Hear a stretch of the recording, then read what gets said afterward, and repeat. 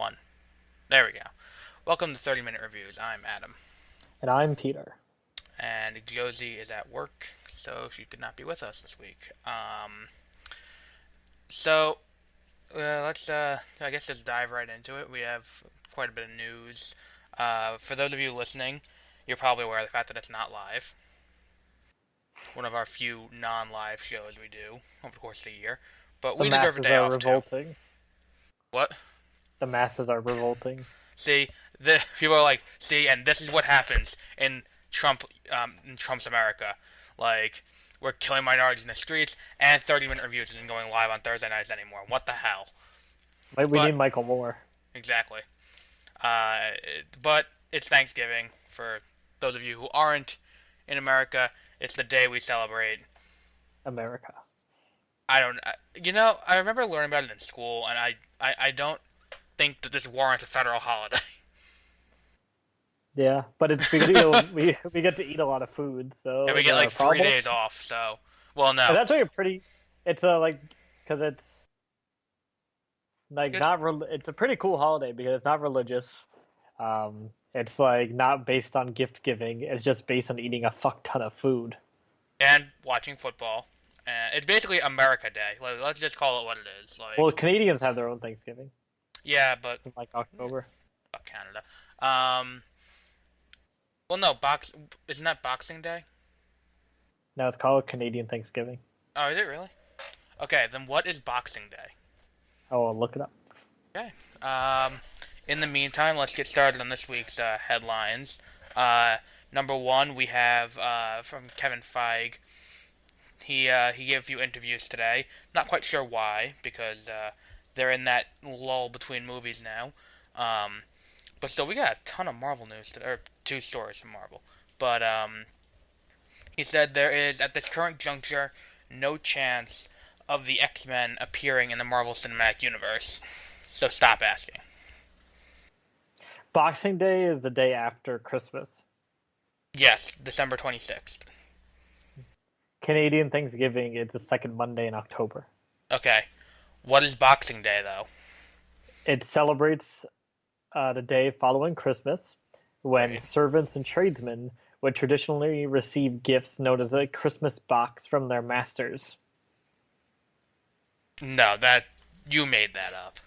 No, that is what it There's is. no way that we get protests in America or people passive aggressively protesting Columbus Day, but that's still a thing everyone looks forward to every year. There's Well, that's no what it is. way. Like, come on. Like, at least we don't go out and like, at least we're not like But it's in like England and like Canada. That's their Black Friday okay. It's still stupid. because it says Boxing Day crowds at the Toronto It, Center. it's pretty obvious they don't understand what Black Friday is. Black Friday is the day that after giving thanks and having a day dedicated to being thankful for what you have, you get up at 3 in the morning, you stand in line, and you trample employees so you can get a TV for $150. Yeah, I'm probably not gonna do Black Friday this year. Oh, I absolutely am. I'll do it Cyber Monday on Amazon. I have both off from work, so I'm doing both. Oh, my Um, union wants us to like protest Black Friday because so like it doesn't help unions, I guess. I don't know. no, because what they want you to do is they want you to go to non-union places of work and pick at the fact that they're working non-union people on Black Friday. Oh, okay. Well, I guess you know more about my union than I do because but No, I don't really I got a I don't pay notice. attention. I got a notice from corporate at work about that because I work at a place Uh, that's non-union, and they said you may get protesters. But I'm like, okay, there's a Target right across the street. If anything, they're gonna go there and protest no, being that's yeah. non-union. Target will definitely get more protesters. Yeah, than my unnamed place of work. Um, but I also think Michaels might also be, and Lowe's. Actually, Lowe's might have a union. Anyway, Does Walmart have a union? absolutely not. Then Walmart owns Lowe's, so probably not. Oh yeah, that's true. Um, what's it called? Walmart's the most famous for being non-union because, like, if you look at what's it called? Anytime there's someone talking about what's it called? That's the reason why they're not allowed in New York City. Walmart. Like, there's no Walmart in any of the 5 boroughs because of the fact that it doesn't allow union employees. Now, for those stores, I feel like unions aren't necessary. It actually makes working there a lot more annoying. Hmm. Because I don't care. I used to work at Target, and there was no unions. But because there were no unions, I could just do whatever job I wanted to. If you work at a store like that and have a union, you can't go from like I used to work in the back of the room Hmm. to working on the floor. You're not allowed to do that Yeah, because that I guess you that's a have to bonus. like if you work for a union, you basically have a second boss that you have to answer to. And the other problem with unions in America is the concept of the labor union has outlived its usefulness because there are so many labor protections that, like, if you work retail, you definitely don't need a union. And if you work low in retail, it's not like they're gonna help you. Exactly. Like the union, the first of all, unions serve to protect the low. We're getting way off topic here. Yeah, The lowest performers in that thing because it keeps them from getting fired, and it also keeps people with higher pay. But the problem with unions is because they're being paid so much, especially in factory jobs and stuff like that, they just outsource them. Because why are you going to pay this guy in Michigan $30 an hour when you can pay like some Indian kid 50 cents an hour to do the same thing? So not in Trump's America. exactly. He's gonna He'll make it fix that it. way. Either way, you gotta pay a lot of money for your stuff. It's just gonna drive inflation out of control. Anyway, back on topic. Let's talk about Netflix. What about it? The stupid Barack Obama prequel documentary or prequel show? I didn't even see that. But no, I have a list of stuff that's new to Netflix this month No. or Well, December. they have a show called Barry, and it's about like Barack Obama in college or some shit like that. Barrio. Uh, so let's see. Major things coming to Netflix. The Crucible, the 1996 movie starring Daniel Day Lewis and Winona Ah, Ryder. I've seen that movie and read that book. Yep. Animal House, National Lampoon's Animal House, coming to Netflix. I've only Um, read the book. um, uh, Beverly Hills Cop. That's another classic. Honey, I Shrunk the Kids. That's a great movie too. Fuller House season 2. Not sure who Thank asked God. for that. Captain America: Civil War because Disney just signed a massive deal with Netflix where they get all of their new release movies as they come out. That's a really good deal. So they got Zootopia and I think Jungle Book comes out at the end of November. Oh, Sing Um, Street's on there now too. I have it on DVD, so. Well, I'm looking at it now. Um, then I skipped to We're Back, a dinosaur story, arguably the greatest Steven Spielberg movie, and the Angry Birds movie.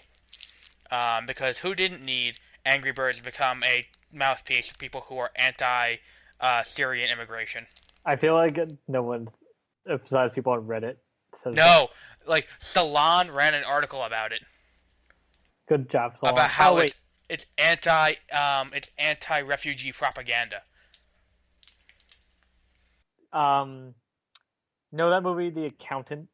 Yes. It's getting mixed reviews. I think it had like a 50 or 60 on Also Metacritic. 55 on Rotten Tomatoes. Okay, well, I was right then Mixed. because I said 50, 60. Almost all the bad reviews are like basically like Ben Affleck's not like autistic. How can he play an autistic person? Oh my god. Those are literally all the bad reviews, and they're like, this isn't actually autism or shit like that. Oh my god. Okay. Um, I thought I would just piss you off a little bit, that, so you're welcome. it's acting. I don't understand. It arguably. Never mind. I'm not gonna get into this. This goes back to that article we talked about that Deadspin wrote, where it's just like you realize this isn't real. Like this is just a TV show or a Exactly. movie. It's not like it's a dramatization of real events. I'm 85% certain that the events of The Accountant never actually happened in real life. Yeah. Um, then continuing the why is Marvel in the news situation we got going on here. Um, there has been a new Easter egg hunt for a Marvel movie that came out a few years ago. Ooh. Did you hear about that or no? No, what is it? So I think arguably the most famous long-term Easter egg in recent history. Took a long time to find it. Maybe you know this one. This is from Arkham Wait, Asylum. are we done talking about Netflix now? Yeah. Oh, well, you didn't talk about the instant classic. Hold on, I just saw it. The True Memoirs of an International Assassin, starring Kevin James. You know, I want to like Kevin James' new show is not that bad. I feel like this movie is probably also not that bad. I It's give just, I give Adam Sandler a lot of shit. so this is an Adam Sandler movie. Adam Sandler is good when he's not handling his own material. That's what I'm realizing. I feel like just because this movie is Adam Sandler and Kevin Smith, it just automatically gets bad reviews. Well, because Kevin James. That's what I meant. Because the thing is, like, I saw Adam Sandler guest starred on Kevin Can Wait, and what's it called? He was great on it. Like, he did a great, like, it was arguably the best role I've seen him in, and it was a bit cameo in one episode of a sitcom in its first year, which the previous episode had a cameo by Ray Romano. That's a good one. Um, so what's it called? Then like he was on. I was listening to on my way home from work. Mad Dog on Sirius XM. Kevin James. Yes, Kevin James. I was listening to the reason why I keep mixing it up is that I have Kevin Smith on my screen because he's the next talking point after Guardians of the Galaxy. I was listening to Mad Dog on the radio, and he was interviewing him because did you know he does all of the filming for Kevin Can Wait and Bethpage I did not. on Long Island? I feel like that's like why. Because he's from Long Island. Oh, does he live there? Yeah. That's weird. Like in real life, Kevin James lives on Yes. Long Island. That's weird. He's also a colossal Mets fan. That's also weird. That's cool. Speaking of sports, I want to interject. How are the Trailblazers doing right now? I really don't know. I have not watched a single basketball game this year. Because according to my phone, I just got this notification. The Trailblazers lost tonight to the Knicks. I know. I just saw that. I just googled Trailblazers. So that season's done. That's a demoralizing loss. It'd be like if the Giants next week lost to the Browns. Well, the Trailblazers are 8-8, and the Knicks are 7-7. No, the Knicks aren't doing that bad. They're at 500. Do you know that on 538, they also do sports stats all the time? Uh-huh. And the Browns have a 30% chance that they will end the season with 0 wins. Yeah, I don't doubt it. And they have a 40% chance they'll end the season with 1 win. Yeah. This week's a big week for the Giants. Back on topic. Okay. What's it called? Kevin James. He actually is a pretty smart guy. Like, I Well, don't know he if you, did the movie. Okay. I think I've said it before. Paul I Blart Mall Cop's enjoyed not that bad of a Paul movie. Blart Mall Cop. The second Okay. one's also not that bad. Okay. Back on topic. So the movie that people have been looking for an Easter egg in is Guardians of the Galaxy. Famously, in Arkham Asylum, there was one Easter egg that no one found for like a year and a half. There's a lot, yeah. There's like a lot of cool Easter eggs in Arkham Asylum. Like one of them, people didn't know until like the second one came out because there was like a weird calendar that like had the date of when the second one would be released. So people didn't know what that meant until the second one was released. Well, no, I'm not even thinking of that one. I'm thinking of there's an Easter egg we gotta destroy a wall that when you go into detective mode doesn't come up as destructible. Oh yeah, because you just at a random way put like explosives around. Yeah, and it took people like a year and a half to find that, and which is weird considering we're in the era of data mining. But what happened is Guardians of the Galaxy apparently has one huge Easter egg that no no one knows. one's found yet. Wait, can you give me a hint and see if I can guess it? You will absolutely not guess this Okay, because it hasn't been found yet. Oh wait, I don't know. Okay, what? Yeah, there's one massive Easter egg in the movie Guardians of the Did they Galaxy. just like make an announcement? Like, Well, no, you that haven't was found it? someone asked in a like a Facebook AMA or something like that, someone asked James Gunn, the director, um, what have we found all of the Easter eggs from Guardians of the Galaxy? And he said no, there are a few that have been found, including one massive one. So one of the theories that came out this week was that the Dark Aster, which is Ronin's ship, was somehow related to Quasar. I didn't watch the video, but that turned out to be not true either. The current theory is that final scene when he's holding the power gem, and it's like he's in deep space. That's not deep space. He's standing inside the cosmic creature Eternity. Oh. Yeah. Let's everyone pretend like we know what that is for about 6 seconds. That means very little to me. Yeah, exactly. So what happened is that there are 4 main cosmic creatures. I don't know their names, but Stan Lee. Well, no, Stan Lee actually is a cosmic creature in Marvel. He's the Watcher. No. In the comics too. Oh. There's like a hierarchy of gods, and then it's like, cause it's like there's like the pantheon of the Greek gods. There is in there because Hercules is the major character. There's Thor and the pantheon of the Norse gods. Then it's like the Abrahamic gods are also there as the ones who created the whole thing, and the one above all, who is the god above all other gods, is Stan Lee. Cool. So. It's like Westworld. Yeah. So, what Eternity is one of the 4 major cosmic creatures that you can actually see on the walls of the that first temple where he finds the Power Stone. Because there's like these weird circles which have 4 creatures around a circle with like all the colors of the Infinity Stones. One of them, Eternity, is touching the purple one. Oh. So I'm not gonna go where there's a video you can see on comicbook.com and it has a link to the video. Actually, I just googled it and that's the actual website I just went on to. Yeah. Cause that's where we get all our news for the show, is comicbook.com or IGN. So he actually like is grabbing, like he's touching it, and then when you look at the organization of the planets, it looks like the organization of the planets in the comic on Eternity's body. Ah. So that's the current theory, is that they were standing in Eternity, and there's more to it. I just don't have time to go into it. So what would that mean? Nothing. It's an Easter egg. Oh, okay. It'd be the significance of if they had that deal with Fox, and it turned out that the head of the Celestial that Nowhere is on is actually Galactus. But wouldn't that also mean Galactus is dead? Yeah, which would have pissed off a lot of people. That's probably, yeah. It's for the best they didn't do that. I think the greatest was Howard the Duck.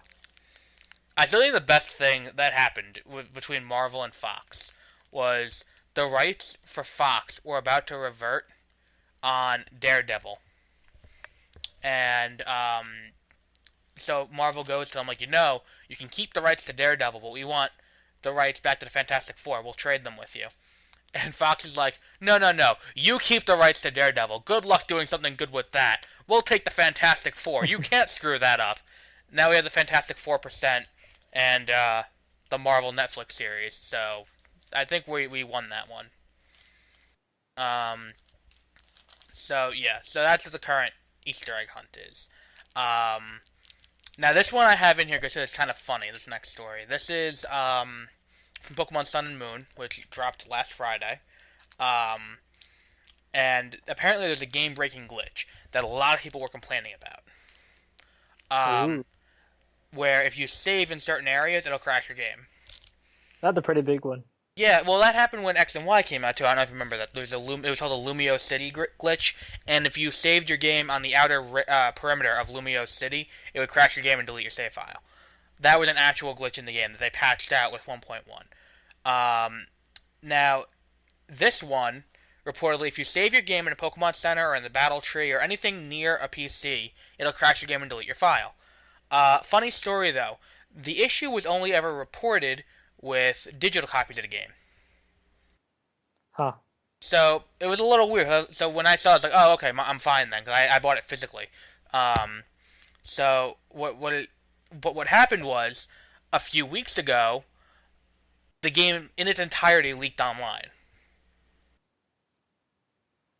That you were able to put it onto your DS, Like which, without buying it. yeah, without buying it. Like, it was leaked online for pirates, and they could put it onto their DS and play it normally, and access the servers too. So on release day, anyone who did that and played online ended up with a console ban for their DS for all of Nintendo Network. Wait, so even people that actually just bought it to play No, no, online? no, no, no, no.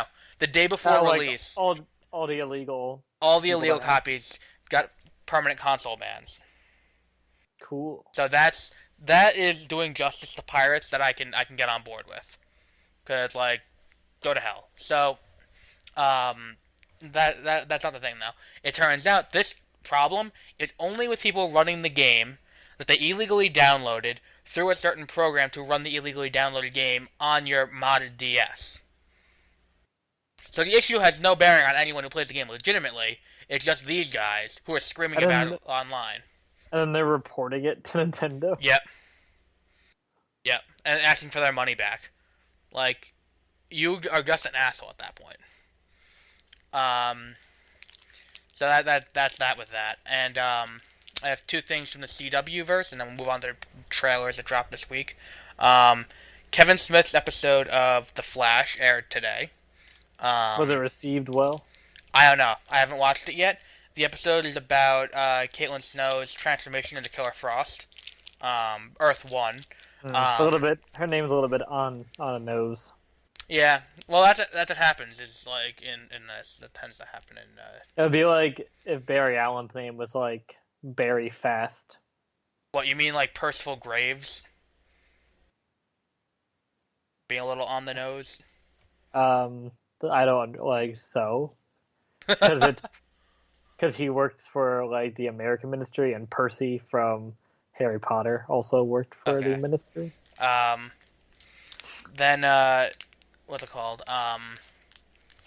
Anyone who has read any Harry Potter book knew going into it that he was the bad guy. Because he had a weird name. Well, number one, he had a weird name. Number two, he had the word Graves in his name. Like it's like in Jessica Jones when she's like Kilgrave, isn't that a little on the nose? Um, but what's it called? Kevin Smith after the episode said that if he was offered, he would be open to directing the Flash movie. I don't think that will happen. No, There's no way that DC will give that to Kevin Smith. you know what? I think if Wonder Woman bombs, I could see them And they just going like, we'll fuck delay it. it. What the hell? Give him a movie. He can't possibly screw this up any worse than it already is. Like the only reason that he's successful, well, actually, I don't know. I guess they could do it if they just had all the writers and producers standing over his shoulder, like, "No, Kevin, that will look stupid." Or he uses all the tricks they do on the CW show to make it look good. It's just Hmm. like a prolonged episode of the CW show, which, by That's the what I way, think. I would I be think would completely happen. fine with. Because I love the CW show. Which is not a sentence I ever thought I would say. Ever. Well, you are a 13-year-old girl. I never thought I would say, I love a show on CW, let alone I love 4 shows on CW. Um, and then there was one other thing from the CW verse. There was another hint to Batman. Where they're like, "Hey, bad guy." No, what happened is, the first one was back on Legends of Tomorrow last season, when, Rip, what's his name? Rip Hunter says, I've seen Men of Steel and Dark Knights fall, alluding obviously to Ooh, Superman and Batman. Then this season there was the allusion to Gotham on Supergirl when there was like an explosion next to these people, and the dad grabs his wife and son and like hurries them away and goes, "That's it. We're moving back to Gotham where it's safe." got ham. Like, okay, haha, that's funny. And then this week there was an allusion to Batman when Supergirl says something along the lines of My cousin worked with a guy once who had as many gadgets as he did attitude problems. Iron Man? Sure, why not? Um, but yeah, the obvious illusion is Batman.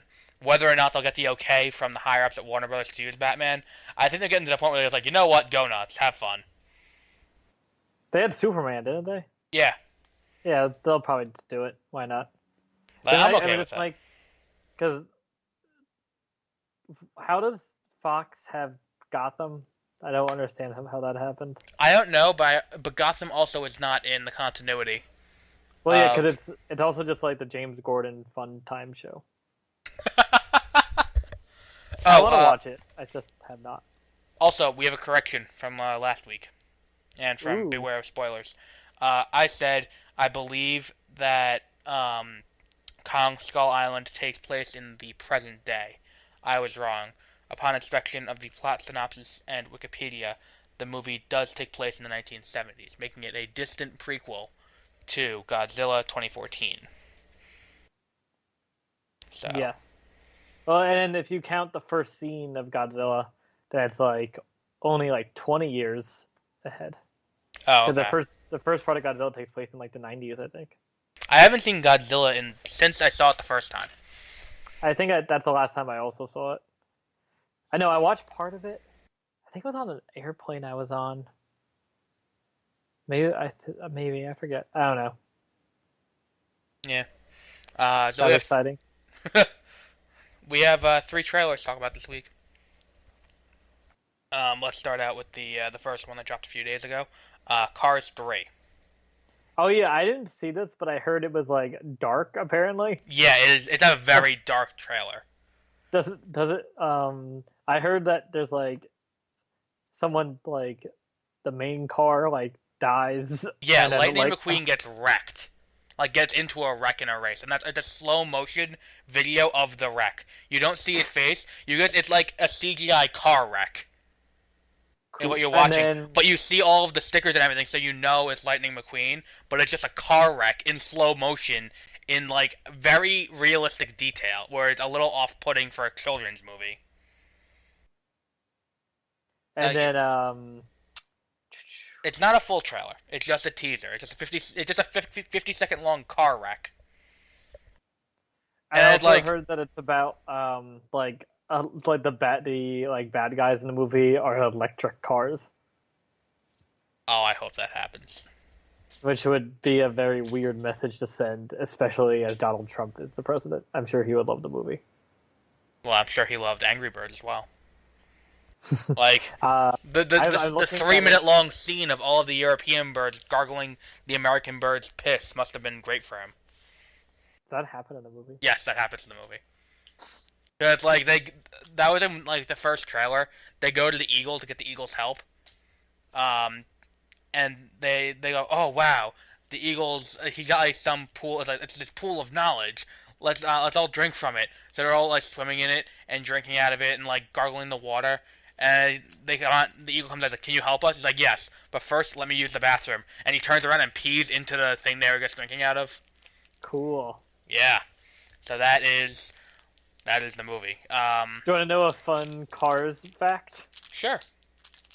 For every year a Cars film was released, a Pirates of the Caribbean film is also released. 2006, 2010. Oh 11, yeah, 2011, and and then then 2017. hmm, that is odd. That's a very odd coincidence. Because not like Disney was like, yes, let's line up Cars and Pirates of the Caribbean, a franchise someone like the first movie for, and a franchise people like the first movie for. They do kind of line up more than that. Apparently, the director said that this film is a love letter to racing in the American way and is inspired by the Americana you see traveling through the South, where every small town has a dirt track. Oh God. Oh, that fits into the theory I saw about what this is. What is it? The theory is that this movie is um like the previous movies were all plays on other genres. I Um had never seen a Cars movie, also. you've never seen the first Cars? Nope. Okay, well, the Why do first they car... wait? Isn't the second Cars like? Isn't the first Cars just like an okay Pixar movie, and then the Yeah, second one's bad? yeah. I Now, don't. Why did they make the third one? the third one appears to be... Now, there are two ways this could go based on the trailer that I saw. The first way, obviously, he gets in the wreck. So it is a play on movies like Bleed for This. Talladega Nights. No, Bleed for This. That movie that came out like last week, where the guy gets into a horrible car accident and he's a boxer and he's got to learn how to walk and fight again. Or like Talladega Nights, where he's a race car driver and he gets into a car accident and has to learn how to walk again. Oh, okay. Uh, or it's gonna be a play on Rocky Balboa, the 2006 movie Rocky Balboa, Yeah. where he's an older guy who was famous during the old way, and now he's got to hold his own against the new way. I think that's gonna be that because it's Lightning McQueen sets out to prove to a new generation of racers that he is still the best race car in the world. Oh yeah, because in the trailer you see that one like black The black- car that I see sounds it like on a the- Tesla. It sounds like a Tesla. Yeah. Is it Like- silent? No, it sounds like an electric car. Oh, so that's the electric cars are evil. And actually, in real life, electric cars have infinite torque, so they would probably beat like a 30-year-old NASCAR car. True. Cars is the most distant future in the Pixar theory. Because it's after. They get back in Wall-E. No, it's after A Bug's Life too. A Bug's Life is after Wall-E. Yes, because it's after all the humans have died, and it's like mutation has changed everything enough. Never mind, Cars is the second most distant future, I think, or is it the most? I don't know. And then I thought A Bug's Life could just happen in conjunction with no, Toy there's no Story. humans. No, there's no humans. That's how the bugs can talk and have like civilization because they're so advanced. And then it's Cars, I think, or it's Monsters. I think they might. I think be... Monsters Inc. might be the most distant future because they have interdimensional travel. Yeah, because they travel back in time. That's what the Doors do. They go back in time and steal our screams. Our next trailer, also a Disney movie, Beauty and the Beast. I actually watched. This is a really good trailer. It was very good, but I also quick sidetrack. Emma Watson's just playing Hermione in Beauty and the Beast. Oh, that's absolutely why she got the role. Because literally the character Belle, if you is Hermione of the Disney princesses. Yeah, that's why she got the role. So I think, this is gonna be a solid movie. I think. I don't have the apprehension going into it that I did for the Jungle Book. The Jungle Book, I went into going this is gonna suck. But it turned out to be pretty good. This one is an easy enough story to adapt, considering they did it on NBC, they did it on CW, now they're doing it again as a major motion picture. With rights to all the music. Cool.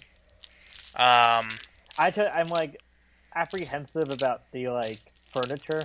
They kind of look weird. Well, that was the only thing that was going to be weird about this movie. I do like how they did the Beast. And I do like the instrumental version of the song Beauty and the Beast they did. That was really good. You're right about that. That makes the I think there are two things that make a trailer depending on what kind of movie you're seeing. If you're seeing a major blockbuster that you don't know the plot of yet, like Beauty and the Beast, they're not going to do some big reveal in the end of the trailer. Because what are they going to reveal? He's the Beast. You know the movie. You've seen the movie. It came out 25 years ago. You've seen it. This is just a live action version of it. But for a movie like this and for other movies like this, song choice is everything. But even look at Logan. Logan's up there with one of my favorite trailers just because I hurt by Johnny Cash being in that one. And then what was it? You said last year, Joy. Yeah, I really I still have not seen the movie Joy, but that first trailer was so good just because of the song in it. And then what's it called? Power Rangers. The Power Rangers trailer is really good because I don't understand how Walk the Line relates to it, but I don't care. Like, I'm also a big Johnny Cash fan, and even if it is a weird cover of Walk the Line, it's fine.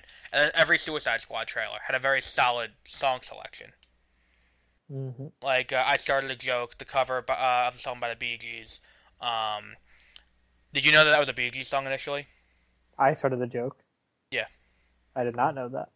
Because I didn't know that until I was listening to 70s on 7. It sounds like we're plugging a lot of Sirius XM. I assure you we're not. I was listening to 70s on 7, and that song came on. Like, the original came on. And I was like, I've heard this before. But then, like, Ballroom Blitz in the I other did not. one. And then there was a third song that was a good choice. But yeah, song choice is everything. And then the reveal shot at the end of the trailer. Which DC hasn't quite gotten the hang of yet. But this next one did. Our third trailer for today. They did get this. Third trailer, Ghost in the Shell. I saw that was a trailer, but I did not watch it. Let's talk about glaring problems. Number one, this is the movie that everyone calls you a racist if you like the trailer. Because they Wait, what? whitewashed the Major. Oh, okay. Let me, crap, I can't get traction because I have a piece of paper on my foot. I'm in a rolling chair. I'm trying to get my copy of Ghost in the Shell. Martin Scorsese has a new movie that Yes. a trailer just dropped up. Yeah, but Andrew Garfield's in it, so... I think it's going to be. This has been his like pet project for like 20 years, and there's like a reason no studio wanted to make it. It's called Silence. It's about two Jesuit priests that go to Japan to try to find their mentor in the 17th century. Yes, I heard this is going to be a bad movie. And it's 3 hours long.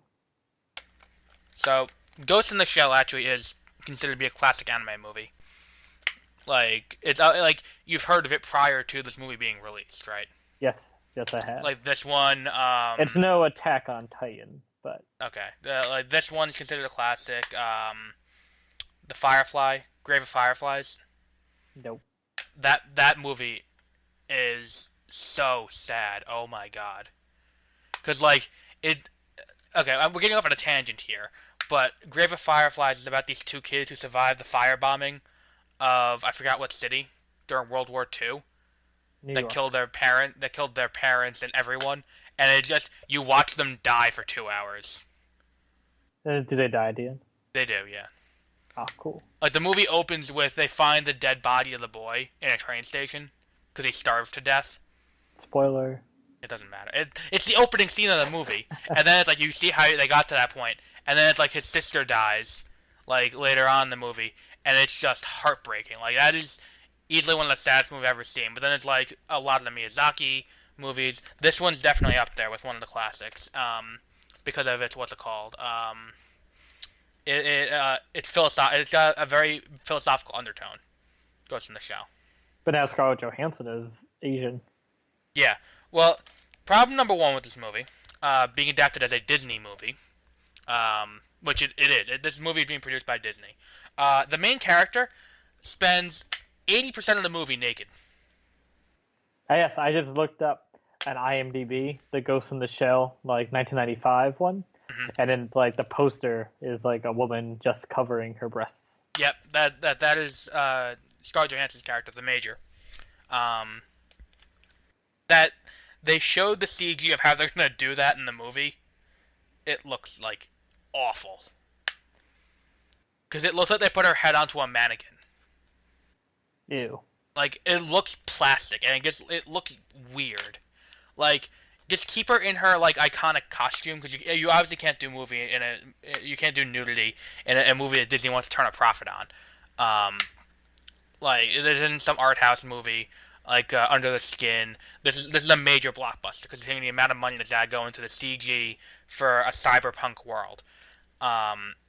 Like this has. However, the big thing about this movie that gives me hope for it is how they didn't get rid of the philosophical undertones behind it, because the movie is about what makes you human.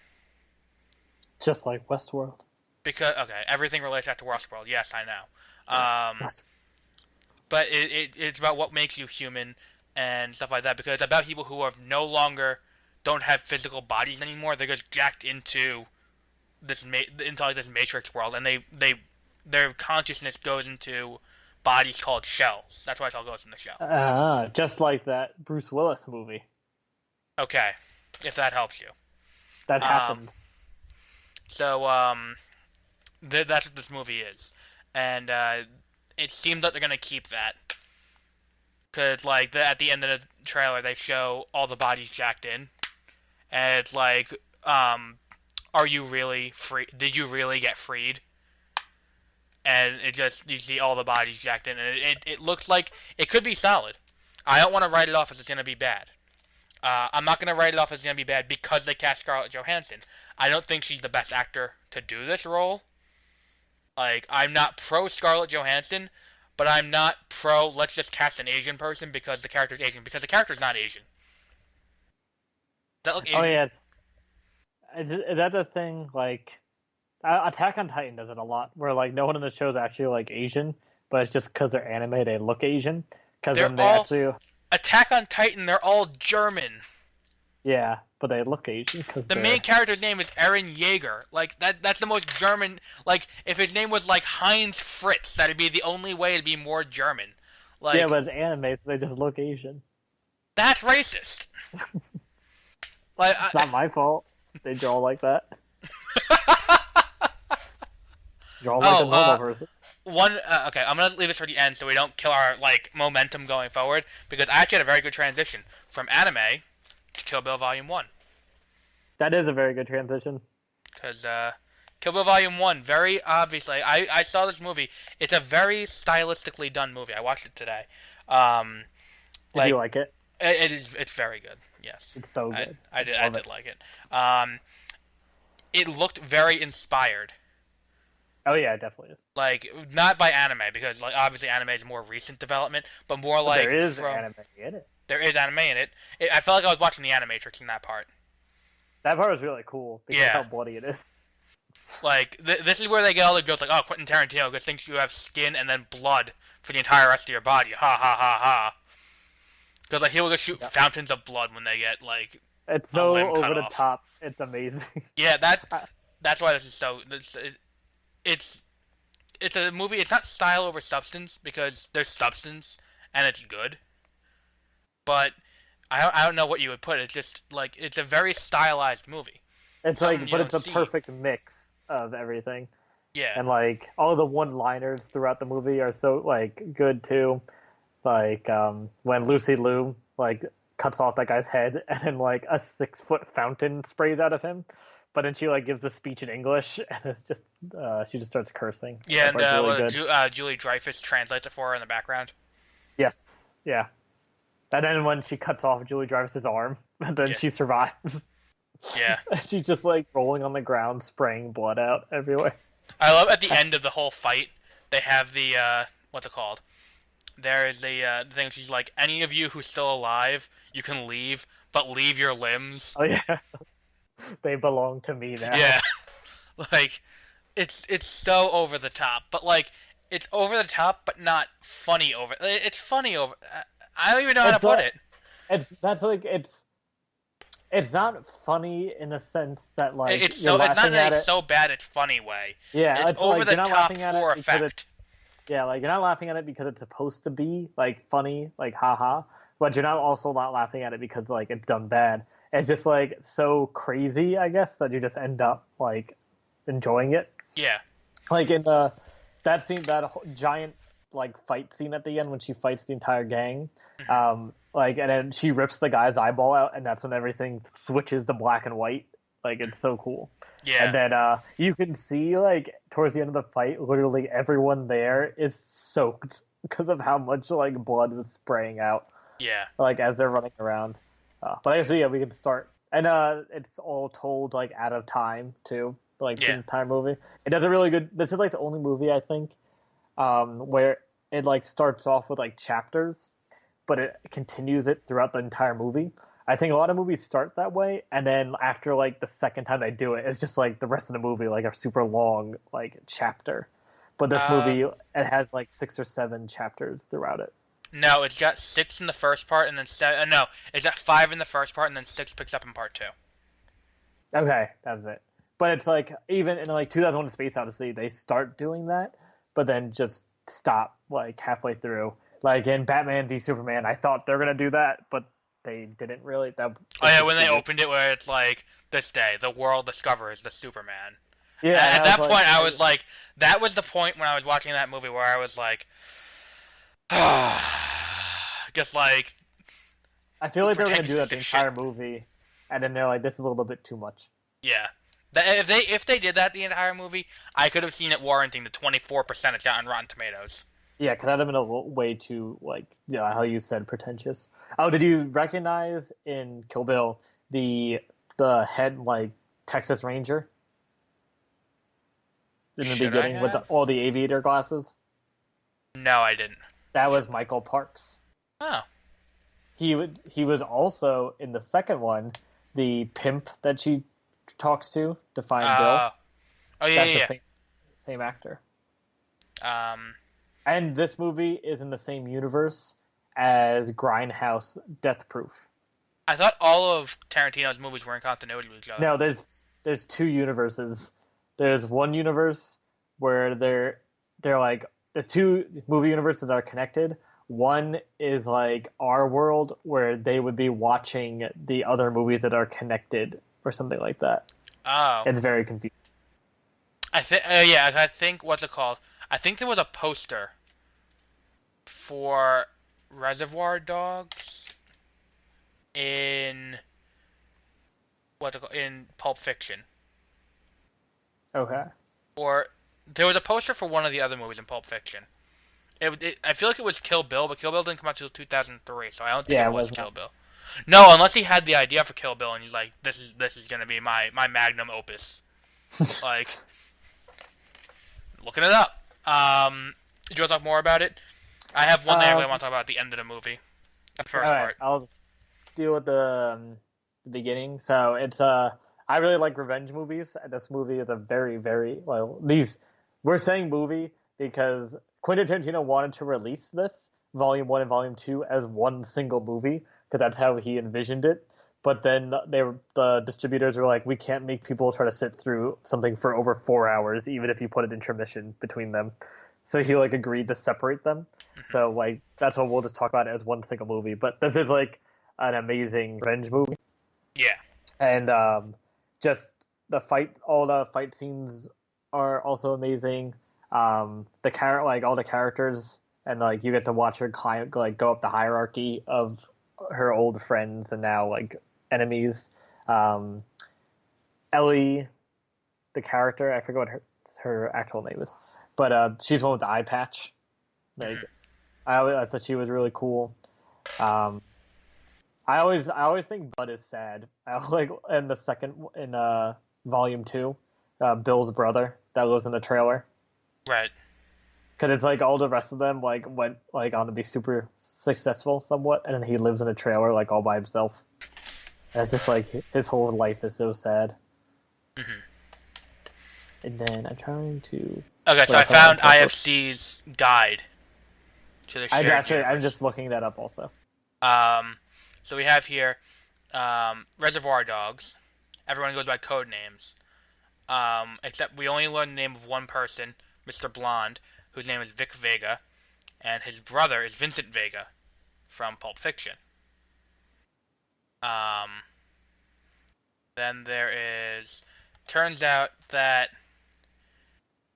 Hang on, when we first meet Vic, we find out he's fresh out of jail and has no love for his parole officer, Seymour Scagnetti, who has a brother, Detective Jack, who's in Natural Born Killers. I've seen that He's movie. trying to catch. He's the one who's trying to catch Mickey and Mallory Knox. True Romance connects to Inglorious Bastards. In Reservoir Dogs, Mr. White was mentoring a call girl named Alabama, who was all loved up with an Elvis superfan named Clarence in True Romance. Before these two ride off in the sunset, that to kill Alabama's pimp, which leads them to accidentally grabbing a bag of cocaine that they sell to a big shot producer named Lee Donowitz. Um, his dad is Sergeant Donnie Donowitz, who was known as the Bear Jew in Inglourious Bastards. And there was there's the link to Kill Bill. Okay, there was a link to Kill Bill In Pulp in Fiction. Pulp Fiction. It's very loose. Yeah, I think you see the same thing I do. Yeah, it's the same one. I'm very skeptical about it. It seems like, um, yeah. No, I think it works. I'm okay Eh, with this. I'm okay. Okay, well, let's talk about it. So in the scene when Vincent Vega is taking out Marcellus Wallace's wife, she tells about her short-lived career where she was on a TV show, and she talks about the various roles that were in the show she was on called Fox Force 5. And there's the blonde one who's the leader, who's I forgot her name, the one with the eye patch. yeah. Then the Japanese fox is the kung fu master, Lucy Liu. The black girl was the demolition expert, which is Vivica Fox. The French girl's specialty was sex, which is Julie Dreyfus. And the character I played was the deadliest woman in the world with a knife, But which is the herself. Vivica A. Fox's character has nothing to do with explosives. Um, they all had code names. Yeah, but they're all snakes. I don't know. It's like I get it, but it's very loose. Also, Yeah. Julia Dreyfus is that her name? I forget. Character wasn't she was just like a secretary for the assassins. Oh, and Kill Bill alludes to Django Unchained. I just skipped that one and I didn't read it up. When they bury Uma Thurman's character, the grave she's buried at is Paula Schultz, whose husband is the dentist turned bounty hunter, Dr. King Schultz, played by Christoph Wow. Waltz in Django Unchained. That's cool. The burger one is cool. Remember Pulp Fiction when Jules helps herself to Brett's tasty hamburger breakfast? Here's a refresher. From Dusk Till Dawn also connects to the movie Curdled, where the Gecko brothers show up on the TV show. Oh, the fictional chain of Big Kahuna Burgers is mentioned in Pulp Fiction, From Dusk Till Dawn, Death Proof, Reservoir Dogs, and Four Rooms, proving that all these films exist in the same world. That doesn't really prove anything. It's just common use. And then the last one is the Texas Ranger I was talking about that's Right. in different movies. Yeah. I love how that whole thing is basically like when we're like, oh, so Chris Evans was in Snowpiercer, so this is a sequel to Captain America. Oh yeah, I forgot we used to do that. Yeah. But like that's like it's basically the same thing. There is the alternate reality. Okay, so I found the Quentin Tarantino archive from Quentin Tarantino's wiki. Oh wait, I found a quote. The quote I was talking about, the two universes. Mhm.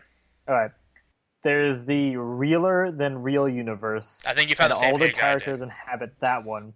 But then there's this movie universe, and so from Dusk Till Dawn, Kill Bill, they all take place in this special movie universe. So basically, when the characters of Reservoir Dogs or Pulp Fiction go to the movies, Kill Bill is what they go to see.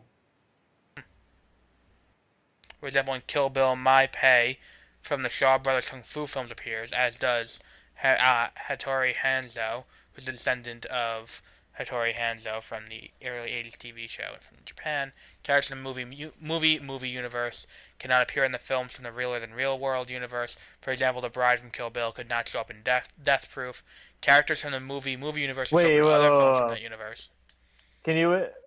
But she's in the same hospital as characters in Death Proof.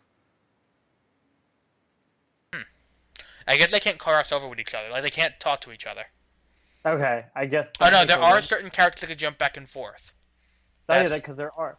Because okay, that doesn't make any sense. Because the guy in Death Proof, the Texas Ranger, is the guy the Texas Ranger she spits on. Right.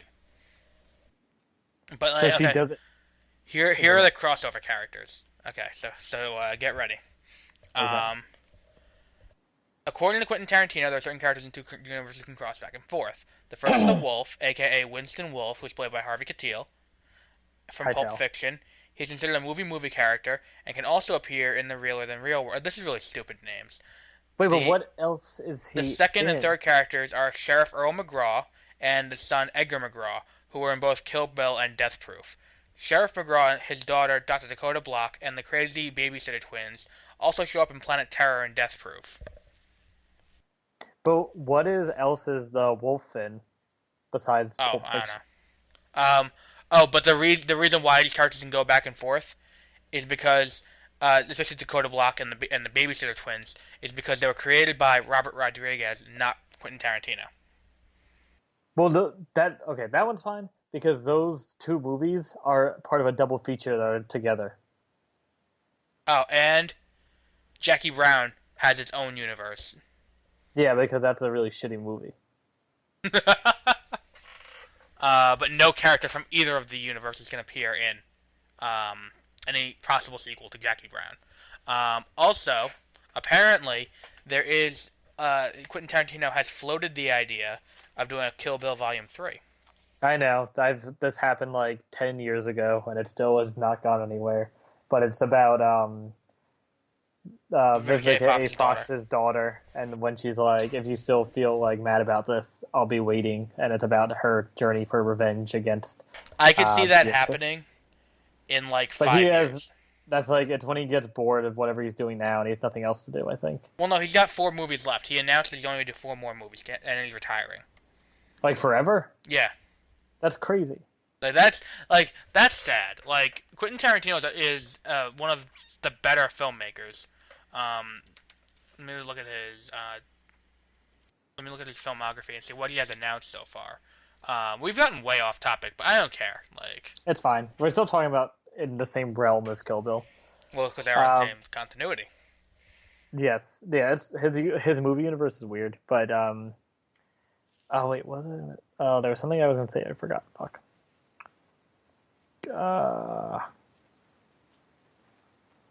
Oh, he said. Okay, this is what he said. He confirmed rumors that he intended to retire after completing 10 feature films. As this quote: "Drop the mic, boom, tell everyone, match that shit." I think it doesn't. Hasn't he made more than 10 films? Let's look. Or like directed 10 films, or just Yeah. like okay. I don't know if 1, he's 2, directed 3, 10 films. 4, 5, 6, 7, 8. Okay, he only has 8 movies. He's got Reservoir Dogs, Pulp Fiction, Jackie Brown, Kill Bill's Volume 1 and 2, Death Proof, Inglourious Bastards, Django Unchained, and Hateful Eight. With Hateful Eight being the 8th movie he's done. That's cool. And the date 1, 2, 3, 4, 5, 6, 7, 8. No, he's got 9. He's got one more movie. Cool. 6, 8, yeah, 9. He's got one more movie and then he's done. That's sad. We'll see. Yeah, I feel like if someone offers him enough money to do something, he'll like jump out of retirement. I feel like he would just get bored and do it. He's also not in this movie because he like ends up in a bunch of his movies. Yeah. Because he's in Planet Terror, which is in the same universe as Kill Bill. And he's in what's it called? His dick falls off. He's in Pulp Fiction. He's got like the best line or best sequence of lines. I know this coffee's good. I bought the coffee. Yeah, he's in Reservoir Dogs, maybe. I forget. I'm not gonna continue the line because now that's called racist. Because even though we're quoting a movie, there's also a theory that even though we just disproved it, but that Samuel L. Jackson is his character from Pulp Fiction in Kill Bill 2. How?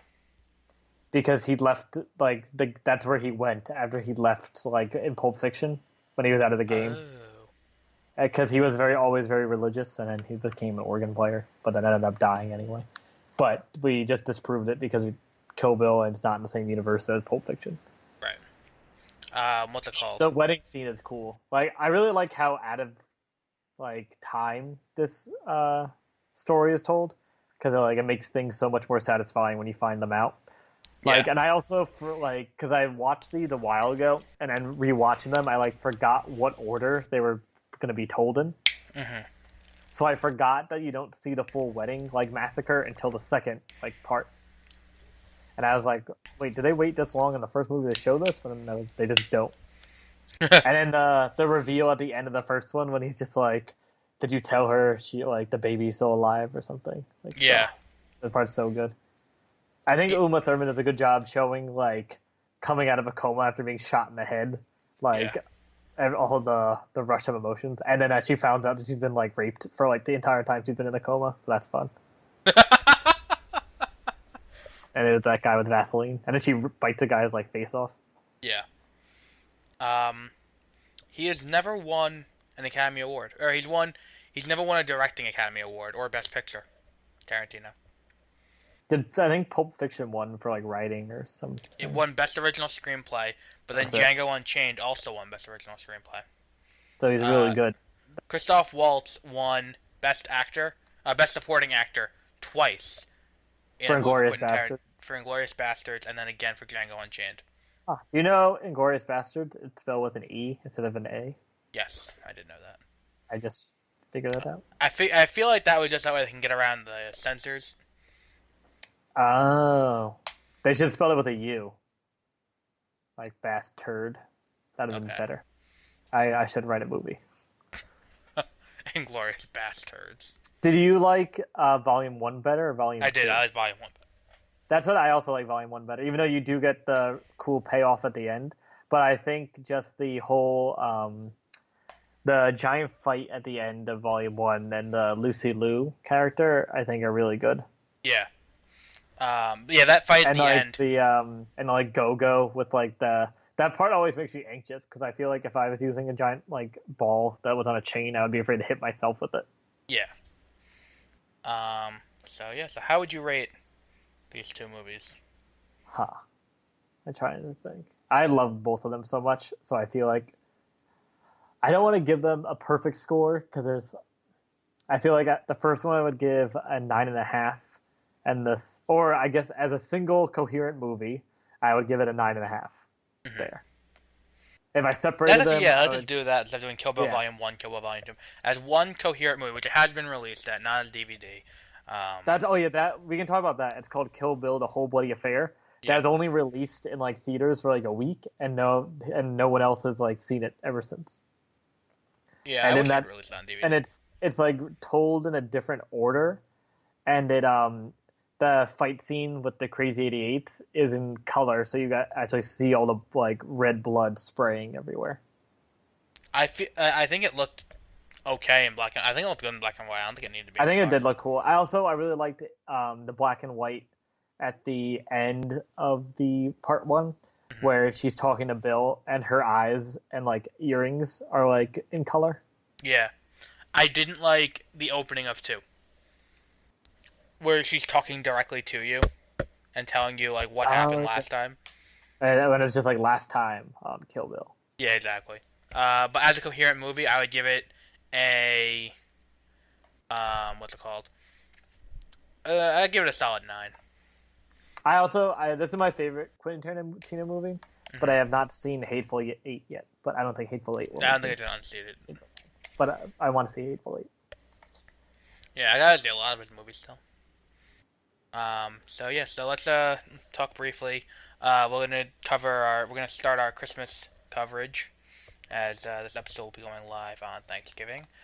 So we're gonna do rapid fire reviews, some of which we've already covered, just because they're major things that are on sale on Black Friday. We're gonna cover them again. Well, basically what we're gonna do is we're gonna say, do you think it's a good idea to get someone this? Let me bring up Walmart's Black Friday ad for this. That way we can go off that and see if do you think this is a good price to pay for this edition of the movie or object. Wow, I wish they would actually put the ad on their fucking website.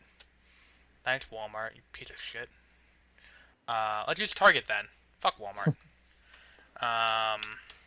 So let's start with Beauty and the Beast 25th Anniversary Edition, which is the Disney releases the Diamond Edition of all of their movies. Now that Blu-ray is a thing, you can get that for $10. Do you think that is a good deal? Yeah, I think so. I'm picking that. That's one of the ones on my list to get on Black Friday, because of the price. Another thing, Finding Dory is on sale for what's it called? $10 as well That's another good one. on That would be a Blu-ray. good Christmas present. I got it at Walmart for 15 on Blu-ray because I didn't think they were gonna have stock come this week when the movie came out because I was just like they're gonna run out and I'm gonna be stuck without it. Because you can't get rain checks. Deadpool Blu-ray DVD for $15. Nah. That's if you're gonna get someone Deadpool as a Christmas gift, it's not a kids movie. Hmm. Like that's the thing people aren't gonna understand about Deadpool. It's not a kids movie, and it's not worth that price. Warcraft for 10, Blu-ray, DVD, digital. Well, I just don't think anyone should buy that movie just because you probably. If I can get the DVD for under $5, I'll get it because I want to see the special effects. That's literally all it comes down to. They won't look as good because it's not Blu-ray. No, I know. Jurassic World, $10 on Blu-ray. I think you're biased on that one. You should buy that no matter what. Yeah, even exactly. if you already own a copy. You gotta sell your left leg if you Get a have to get a copy of backup. Jurassic World. National Lampoon Vacation, Sausage Party, Blu-ray. This is just the Blu-ray, not DVD. $16.99. That's not worth it. No, I still need to see Sausage Party. I have no intention of ever watching that movie. I want to watch. Beauty and the Beast: The Enchanted Christmas. Yeah, I actually own that on VHS, so I don't This need is to buy it. $13.99 on DVD. I don't think that's worth it. That's a straight to DVD. That's a straight to VHS movie from like over 10 years ago. Do you want to hear something that's a little bit ridiculous, by the way? You know what the Disney Movie Club is? Nope. Anytime you buy a Disney DVD, they give you a little pamphlet about it. It's that thing, like, you remember back in the 90s, or the early 2000s, the CD clubs, the Columbia CD clubs, where you where get like 30 like the CDs for a 99 penny, and then like every CD after was like $40. yeah. That's Disney's version of that. There is the Aladdin, Return of Jafar, and King of Thieves Blu-ray combo pack. You can literally only get it through there. So you gotta pay $150 to get those two movies. So let that sink in. Wait. That's crazy. Yeah, because you have to buy enough movies to equal $150. Okay, this isn't the ad. So let me bring up my list while I try to find the actual paper ad. I'll find a fucking scan of it. Batman v Superman Ultimate Edition. Would you recommend getting that for someone as a gift? It depends.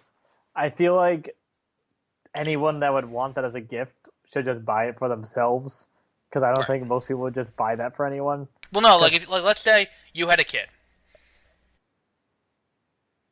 And I was like, I want to teach you like a life lesson, so I'm gonna make you sit and watch a 3-hour cut. 3 hour. What is this gonna teach you? Life is precious. Don't waste your time on stupidity. His mic went out. Yeah, his mic just went completely out. So, while he gets that fixed, we'll continue on. Star Trek Beyond is also going to be $10. I don't understand how he did this. That's a Target.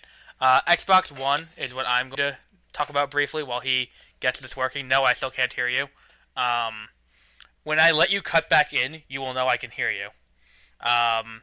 So the Xbox One S, I did get one, despite railing against it multiple times. Oh wait, there it goes. There we go. My headphone jack went out enough where I could still hear you perfectly, but my microphone didn't work. I was talking about the Xbox One S. Oh yeah, your favorite new thing. It's not my favorite new thing. I'm coping with having this responsibility thrust upon me. I do like that it can play my Cablevision box right through it. So that's nice. I thought that's why you didn't like it. Well, the thing is, I don't play many video games on it. I still play on my PlayStation 4. This is a glorified 4K upscaling Blu-ray player for me. That came with Battlefield 1. That's why I got it. With Battlefield 1, by the way, if you're going to get someone a first-person shooter for Christmas this year. A friend, a family member, something like that. Don't get them Call of Duty or Titanfall 2. Get them Battlefield 1. I don't know what it is about first-person shooters set during World War One, World War Two, that era. They're always better than future set ones. Like, do you disagree on that, or is that like? I don't know if I do am familiar enough with that to give an honest opinion. Like, what's it called? Like, I played Infinite Warfare and Modern Warfare Remaster. Neither of them are as good as even World at War, let alone Battlefield 1. I don't know. Like World of War is fine. Maybe it's me that I like games set in the past better. But that's Back always when America was great. Well, now America's great again. Did you Oh, wait. miss that? Do you want to know something cool? Or Sure. not cool, just a fun coincidence? Sure. Would you like to know what one of Hitler's slogans were when he Make was Germany running for great again? chancellor? Yup, that's a real thing. Oh god. If you're gonna buy an Xbox One S though, I would recommend you buy it at Target, because if you buy it, you get Battlefield 1. It's on sale, $50 off. Plus, you get a $50 best coupon for Target. So that's a good deal. They also have Star Trek That is a good Beyond. deal. So you're paying $200 for it at that point, because you get the gift card to spend on whatever the hell you want. I'm just trying to find the movie selection, because that's really, when I go out on Black Friday, I don't buy appliances or anything like that. I buy movies, and I stock my movie collection for a few weeks, because you get really good deals.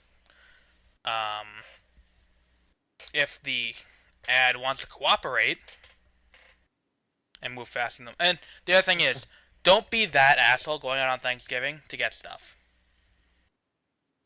Like that 4K TV. Do you know why they open up on Thanksgiving? Because people like you are going out on Thanksgiving to buy it. If you guys don't do it, they won't do it anymore, and they'll give you the deal on Friday. Yeah, I know. It's so annoying. Like, it's annoying at work, because people complain about how it's like, oh, well, why are you guys open on Thanksgiving? And it's Because like, of you. yeah, exactly, because you're gonna be here on Thanksgiving buying crap. That's why. Like, if you didn't come in, not an issue. Um, there's a drone on sale too. I don't get drones. Yeah, I don't get the hype either. Like, it's cool for about 8 seconds, then you're like, oh wow, now what? And then if you crash it, it's like $800 gone. Yeah. Well, first of all, it's hard to crash a drone now. Like, they're not like they're not like airplanes back in the day. Well, you still have to pay a lot for it no matter what. Like, what's it called? Fun fact, I had air hogs back in the day.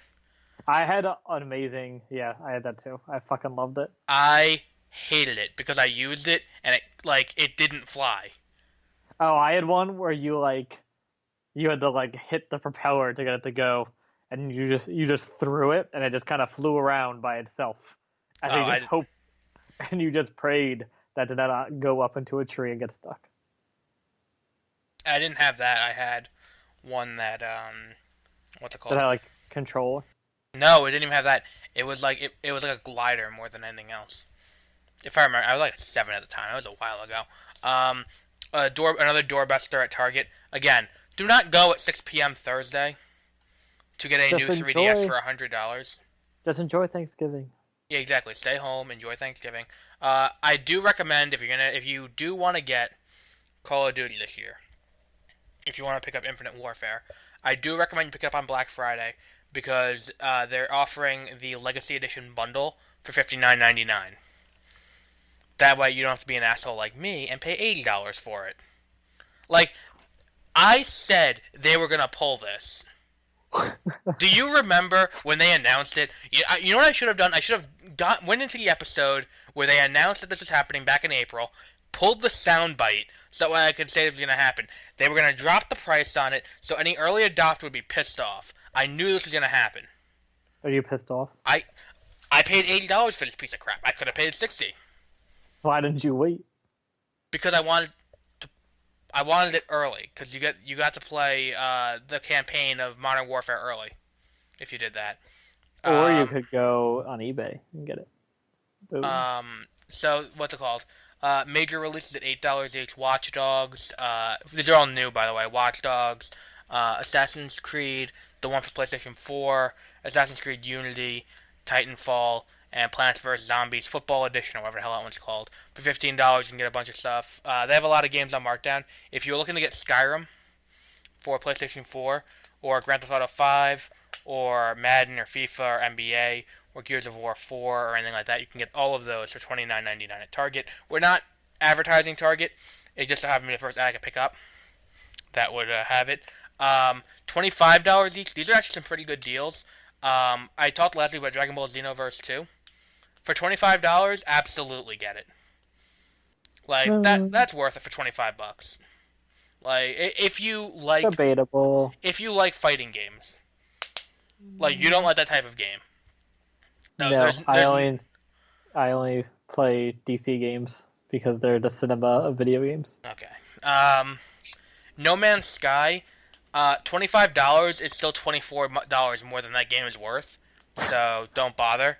It's like open source, but it doesn't matter because you're doing nothing, right? Well, okay. You've played Minecraft. Yes, well at least I've watched you play it. Okay. Well, Minecraft, you get to go around, you mine ores, you build crap, you do things. You Minecraft. Okay. This game is like Minecraft without the depth of crafting, without the inventory space to handle what you need to do in the game, and without any real focus or purpose. Because like I got bored of it within 2 hours. Like Fun. you managed to make a game that has infinite planets to explore, and within But 2 nothing to hours do. you bored me to death of it. Because don't you just do the same thing on each planet, basically? You can skip entire planets. You don't even have to explore the planet. You can land on the planet, go around, find stuff you need, and leave. Like Fun. it's not it. Oh wait, I have something I forgot to talk about with the Kill Bill. What? Do you think the name was a little bit on the nose No. because she killed Bill? Yeah, at the end? I understand why the name would be on the nose. I don't need you to explain it to me like I'm a 5-year-old. Like, thank you. Also, this is a real question. Why did they bleep out her first name for the first part, but then reveal it in the second part? I don't know. I remember when I watched it as a child, because I watched this movie like when I was like in fourth grade for some reason, and I was like, when I was just like, why are they doing this? I don't understand. Yeah. And as an adult, you still don't understand. Oh, by the way, Fallout 4, $15. Absolutely do that. I've heard that's a pretty good game. Josie's talked at length about it. NHL 17 for some reason is not $29.99. It's $35. That's Is not it worth it. Pokken Tournament for $35. Debatable again. There's a lot of debatable in the video game department as to what is good and what's not good in the deal. I think because they got too full of themselves in terms of what they can charge, and now they're charging too much. Okay, so here are the movies that they have for $4. I'm gonna say the name of the movie. You say yes, no, as to whether you would buy it or not. Okay. At this price point. Okay. Home. At $4. At $4. Home. Is this based off the movie Home? This is the movie Home. Oh, okay. I thought we were talking. Okay, no. Despicable Me. Yes. Joy. Yes. Me Before You. I do not know what that is. That's the Emilia Clarke movie, the romance from this year. Yes. Pitch Perfect 2. Yes. Pitch Perfect 1 is an underrated movie among men. I want to point that out. I don't understand why men hate this movie so much. It's not that bad. Mad Max Fury Road on Blu-ray. Yes. For $4. Penguins of Madagascar the movie. Deal. Yeah, that's like an amazing deal. Yeah. Why not? The Croods. Yes. Release the Cage. Alvin and Chipmunks The Road Chip. Yes. The Box Trolls. The Boxer. The Box Trolls. The children's movie. That's That's a rough one. yes, but that's with hesitant. Like, I guess if you own all the rest and you don't have anything else to buy, Yeah, then exactly. if you How either to get a Train Your job, Dragon 2. yes. Unbroken, based on a true story. Is that the one where Samuel Jackson's bones are made of glass? No. Okay, I said Unbroken, based on a true story. And you say, is that the one where a man's bones are made out of glass? That's a real disease. No, that was made up for SpongeBob. Hold That's on. the one with the guy who was the track runner Oh, okay. for $4. This is the hardest one because this movie looks so annoying when I saw the trailer for it. Yeah, So I I'm wouldn't. gonna go with no. Kingsman: Secret Service. Yes, that's a I, very good movie. I absolutely would, especially with Golden Circle coming out next year. If you don't already have it. That is How, sexy. How to Be Single with 4 female actresses who all are reasonably big name. I know that's the one with the Australian one. Yeah, Rebel Wilson from Pitch Perfect. That's it. That's another rough one. I wouldn't. I don't think that's a good movie. The Big Short. Wait, can I go on a mini rant real quick? Yeah, go ahead. All right, so this movie, How to Be Single, is in the same vein as like Just Friends and No Commitment. I don't know, that Ashton Kutcher movie with Natalie Portman, and then also the Friends with Justin Benefits. Timberlake. That's it. And the No. Justin Timberlake was Friends with Benefits. No Strings Attached was the Ashton Kutcher. That's it. Okay, it's all in that vein where it's like people, like, hey, we're just gonna be single, and like we're definitely not gonna fall in love, and then guess what happens? Yeah, They exactly. fall. Yeah, like those movies always annoy me because it's just like just do what you want to do. Yeah. Gone Girl, $4 on DVD. 100% yes. Yeah. Like this so far, this is between my two favorite movies on this list are Mad Max and Gone Girl. The Big Short. Yes. Again, that's another easy one. That's up there Burnt also. with Bradley Cooper. I heard this movie was very bad, but I heard it was a worse version of Chef, and Chef was actually really good. that's why I was just kind of like doing a one-off on Chef, I think. Yeah. But I feel like Bradley Cooper, I guess, probably fine. Yeah, exactly. They If got you're a 30 Bradley Cooper fan who's influenced enough by the fact that he's in this movie to buy it, then you're gonna like the movie anyway. Daddy's Home. Nah. I'll pass. If they gave me that movie for free as a gift for buying something else, I'd still be like, no, that's okay, you can keep that. Yeah. Brooklyn. Yes. I haven't seen that movie, but I heard it was good. Yeah. I think it was nominated for an Oscar. It was. That was the one in the Screen Junkie that's like, we didn't see this movie, but we heard it was pretty solid. Yeah, that's like if I saw that for $4 and I didn't have to shop on Black Friday, there's a chance I might just get that just to force me to watch it. Yeah. And then the last of the $4 movies is Sisters with Tina Fey and Amy Poehler. Yeah, that's probably good enough for 1 or 2 laughs. I feel like you'd get at least 1 laugh per dollar from that movie. Yeah. For $13, you get the Disney DVDs. Like all of them? No. You get one. Oh, okay. I was like, you get an entire collection for $13? No, you get The Jungle Book, Zootopia, or Captain America: Civil War. $13 each on DVD. Which one would you choose? Personally, I already have 2 of them, so The Jungle Book. But that's on Netflix. I have none of them. I would get none of those because they're all on Netflix. That's a good point. And then the person buys all their movies. For $9 each, these are all Blu-rays. Ice Age Collision Course, absolutely not. That's not worth $9. Oh, the Ray Romano classic. Do you think that Kung Fu Panda 3... Actually, Kung Fu Panda 3 might be. I'll give it that. I'm not going to write that one off. That's completely. on Netflix. Oh, is it? Never mind. It is. Minions, absolutely not. Minions need to die. Batman v Superman: The Ultimate Edition on Blu-ray for $9. When people say Oscar's so white, it's because the Minions weren't nominated for an Oscar. No yellow representation. Wow. Yeah, that was way more racist than I intended. um, because no Asian people actually were nominated either. Ghostbusters, the reboot for $9 on Blu-ray. Uh, nah. If that was on the $4, I think go for it. I wouldn't for yeah, $4 for a DVD. I would do that.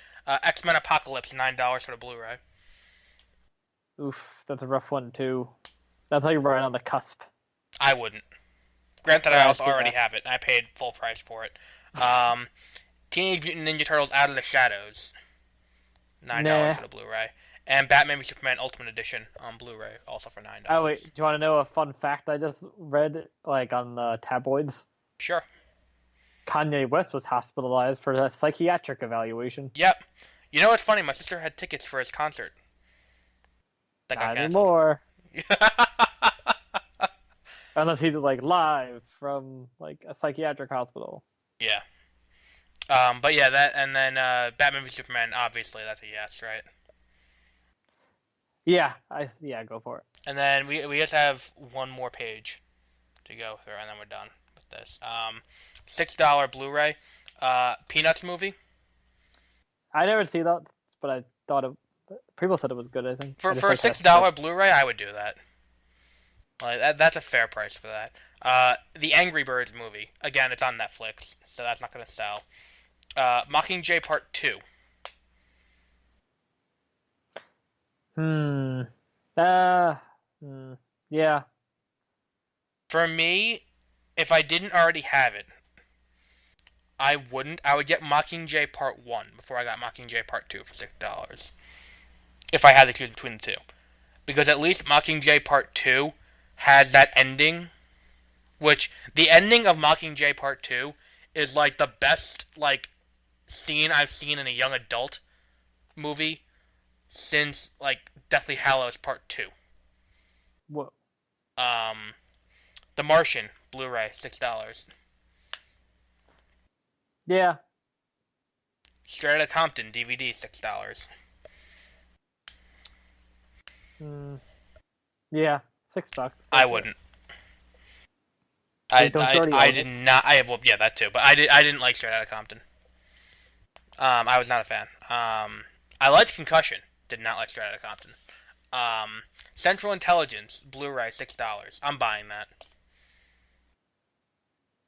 Like, Yeah, I agree. but like I wouldn't pay full price for that. But $6 for the Blu-ray, why not? Keanu again, another one.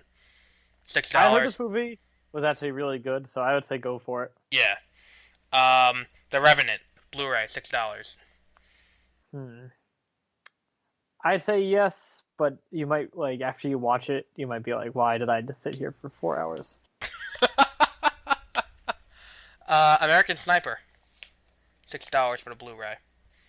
Yes, That I would do. I haven't seen that movie yet. I still want to. The Nice Guys $6 for the Blu-ray. definitely yes. Hateful Eight, tying back to what we talked about earlier. Ah, $6 for the Blu-ray. yes, I might actually buy that one. My Big Fat Greek Wedding 2, $6 for the DVD. Yeah. Would you actually? Are you actually gonna buy that? No, but people say it's the greatest sequel of all time. I'm gonna get it to throw out my mom's Christmas gift because she liked the first one. What if she's just like, Why? wow, like is this like the show you don't love me? Okay, to be fair, I'm not good at getting Christmas gifts to my mom because I don't know if you remember this. I bought her "It's a Wonderful Life," the 75th anniversary edition, as a Christmas gift a few years ago. Like, I didn't know what to do, so I was like, "Yeah, this is close enough." Yeah. How did she respond? She liked it. What's she gonna Oh, sell? What the hell is this? The Choice DVD. Don't know what that is. oh wait, is that? Hold on, let me look it up. It looks like a romance. So it's Money Monster, $6 on DVD. I don't know what that is. That's the one with George Clooney, yeah, Julia Roberts and George Clooney, Oh wait, that's where he the plays one. yeah, Oh yeah, and he like gets taken hostage, right? yeah. Oh wow. The Choice has a 25 on Metacritic, So and no, Money Monster it has a 58 on Rotten Tomatoes. So I guess it's Money good enough. Monster. Yeah, War Room. I don't know what that is either. look it up. Despicable Me 2, $6 on DVD. I have no idea what War Room is, but it has a 33 on Rotten Tomatoes. No. What was the Despicable next Me one you 2, said? For how much? $6.99. $6, but that's DVD. Yeah, go for it. The Lego Movie Blu-ray, $6. Yeah. And DC Superhero Girls, like collection of episodes, for $6 on DVD. Yeah. For those Okay. of you who like collecting TV seasons, Game of Thrones, Supergirl, Arrow, Flash, Legends of Tomorrow, House of Cards series season 3. Uh-huh. Season 3. That's $8 Oof. I do on want to buy DVD. those. I don't want to rely on Netflix. The Walking Dead season 1 is 10. So is Flash season 2, Arrow season 4, Supergirl season 1, and Game of Thrones, the most recent season. I don't know what number that is off the top of my head. Half price on Amy Schumer's new book, if you were looking to get that. And then Bill Ooh. O'Reilly's Killing the Rising Sun. Bill Is O'Reilly's that like about him? obsessed with killing stuff. Like, why is he not on the watch list by now? Like, every book he had, like Killing Lincoln. He's on my HBO watch list. Bill O'Reilly? Oh wait, I thought never mind. I for some reason thought it was Bill Maher. Not Bill Maher. Nope.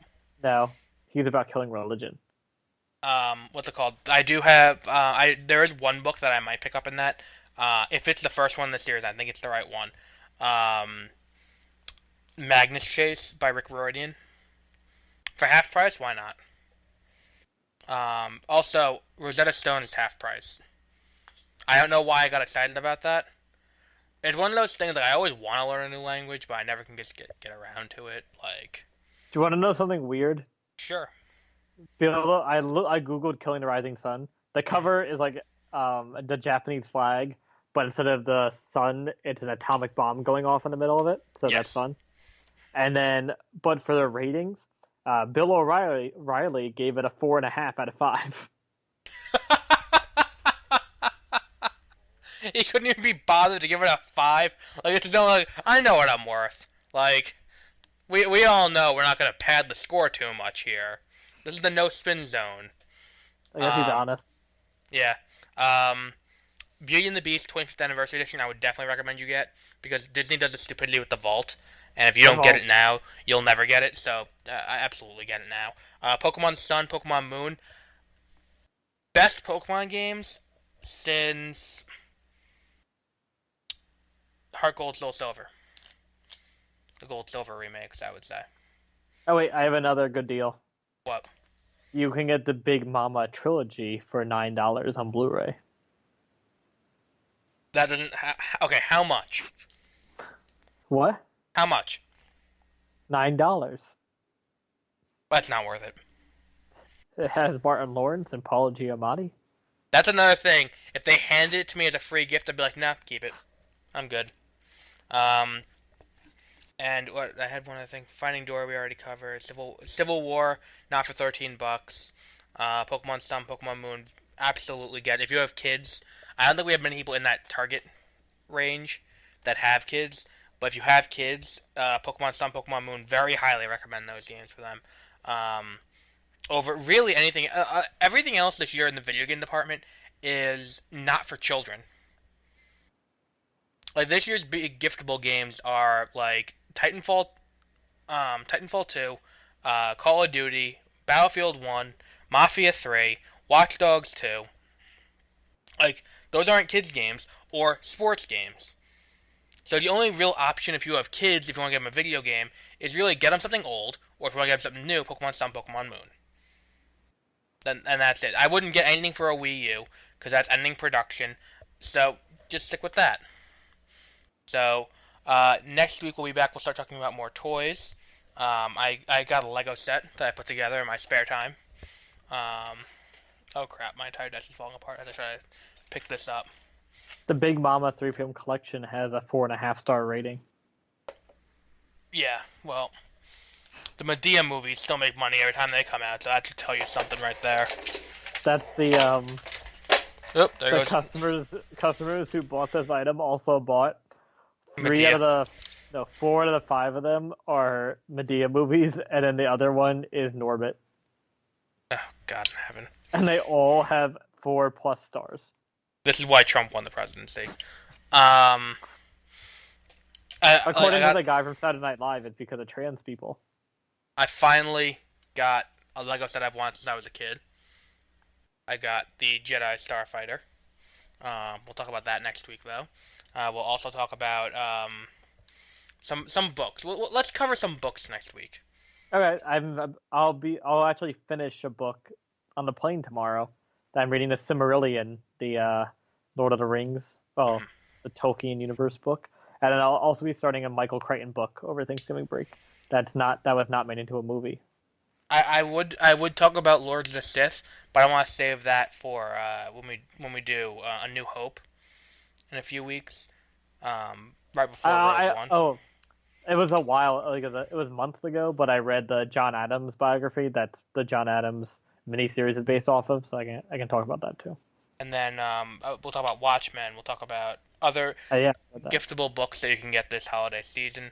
We'll talk about some toys. We'll talk about this Nerf gun that is the biggest bunch of false advertising on the planet. And that'll be fun. We may actually get on the map with that episode if we blow the whistle on false advertising by Nerf. And we'll talk about the Magic Tracks too, which is a hot gift item this year. Have you heard of these, the Magic Tracks? Nope. Magic Tracks are these glow-in-the-dark tracks that are very easy to turn and curve and move that you ride a glowing car along. Or you don't ride the glowing car, you put the car along it. It's pretty cool in the commercial. Does it live up to the hype, though? We'll find out next week. Well, you'll find out next week. I already know the answer to this question. Next week. Yeah, exactly.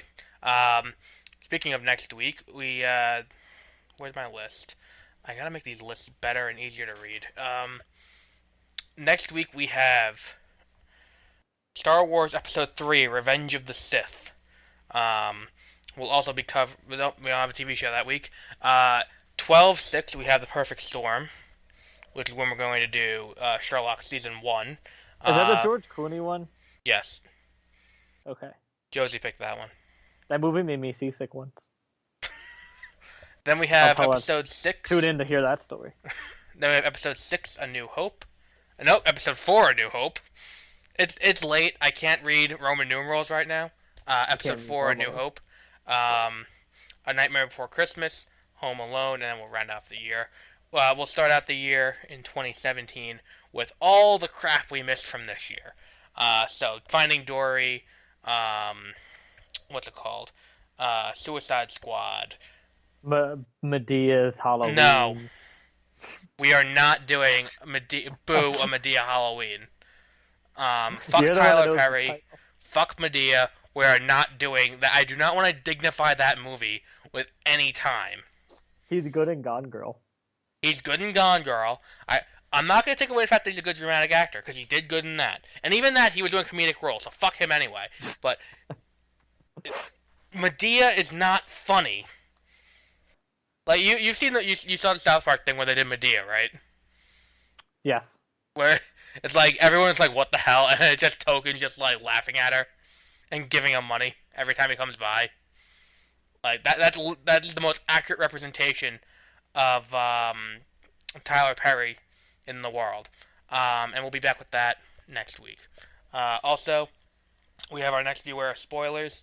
At some point in the next week or so, we have Yoga Hoosers. Oh yeah, I forgot we're doing that. Yep, and then we have Rogue One to round off the year. And we will be doing, I assure you, a commentary track for the election and living in the Empire. If you ask Empire Magazine, I sent you that, right? The Empire Magazine headline that's like, a few weeks ago, a young woman rebelling against an oppressive empire seemed like escapism in science fiction, but now with Trump elected, that seems much more like a reality. Like, no, Trump's not gonna build the fucking Death Star. Like, that's a little bit. We can talk about it on the commentary, but like, yeah, it's been a little bit. We've been going leaps and like, okay, Hitler, okay, Darth Vader, okay, that's funny. Now he's just full on like Emperor. Like, take like 8 steps back, please.